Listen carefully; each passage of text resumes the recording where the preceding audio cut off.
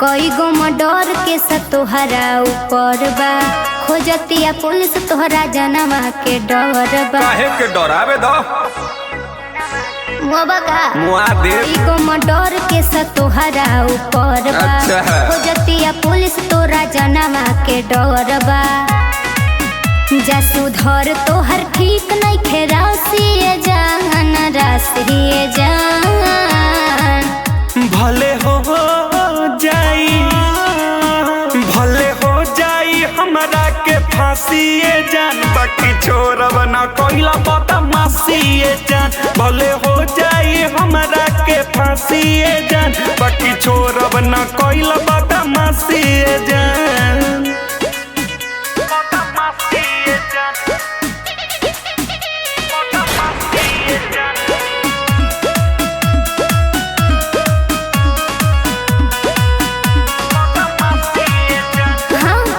अभियो समय बा छोड़ी दहु गुंडा गरदी। अच्छा है। हो जत पार भारे बड़े पे के वरदी। जी अपने नाम हाँ। डर हमरा न केहू से बाटे, केहू बोली तो लागब जकटे। सरकार दी जिंदगी उड़ासिए जान, उड़ासिए जान।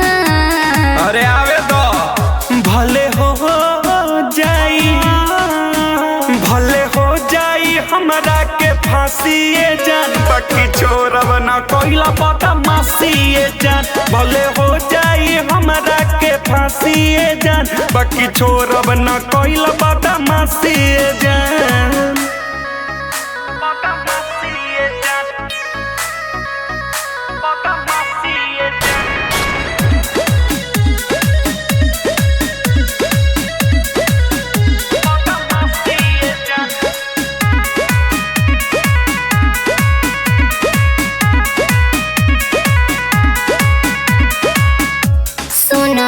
बसंत कोनो शांत कदी बोली, सुधरी न रहन तो मराई जइब गोली।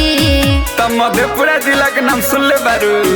जनी हमरा के तू समझाव, खौफ हई न जनी डरवाव।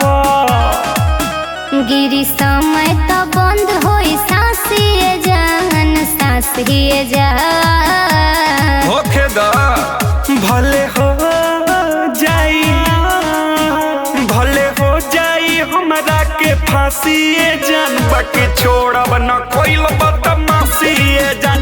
भले हो जाई हमरा के फांसीए जान, बाकी छोड़ब न कोइला बदमाशीए जान। आवे दा ठोकिए दे।